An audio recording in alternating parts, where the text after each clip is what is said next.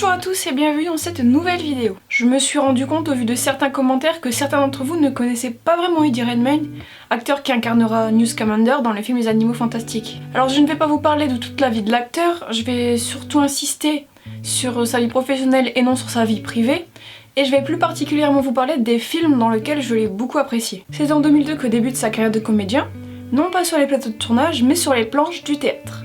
Eddie n'est alors âgé que de 20 ans. Il enchaîne pas moins de 4 pièces jusqu'en 2006 où il obtient son premier rôle au cinéma dans le thriller Like Mind.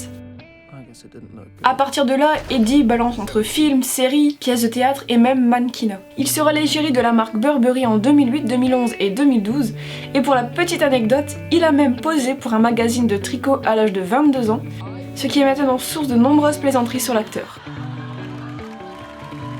Alors je dois vous avouer que je n'ai pas vu toute la filmographie de l'acteur, j'ai tout simplement vu ses 5 films les plus récents, et également une série dans laquelle il a joué, mais je suis actuellement en train d'y remédier. J'ai découvert cet acteur en 2015 dans le film Une merveilleuse histoire du temps, et mon dieu quelle claque! En sortant de la salle, je me suis dit qu'il fallait absolument que je voie un autre film de cet acteur. Une merveilleuse histoire du temps est un biopic qui retrace la vie du cosmologiste, physicien et mathématicien Stephen Hawking.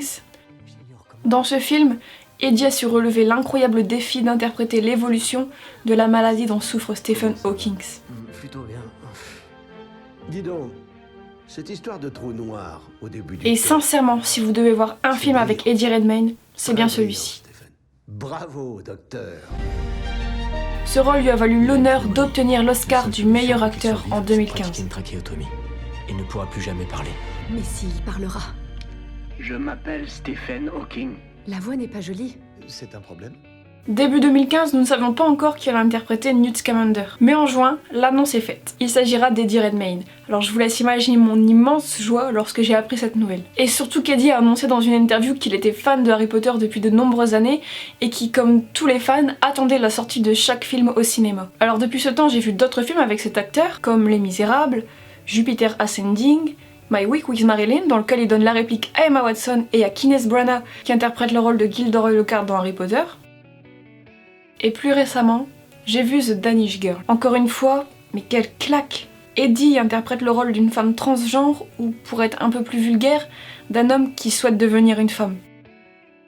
Le jeu de l'acteur m'a complètement chamboulé tout au long du film.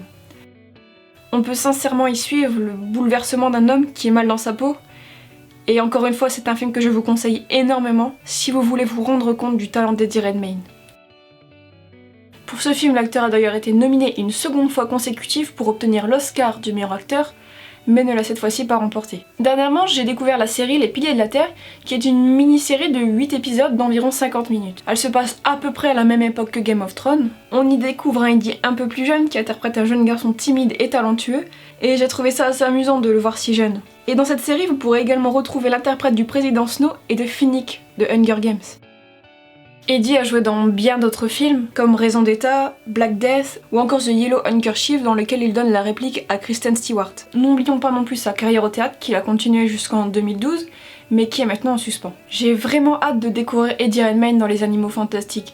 C'est un acteur tellement sincère dans tous les rôles qu'il interprète que je suis absolument certaine de ne pas être déçue. Et nous arrivons déjà au terme de cette vidéo, donc n'hésitez pas à me dire dans les commentaires si vous avez déjà vu d'autres films avec Eddie Redmayne ou si je vous ai donné envie d'en voir. En tout cas, nous pourrons très bientôt le découvrir dans le film Les Animaux Fantastiques. Donc voilà, merci d'avoir regardé cette vidéo et à très bientôt.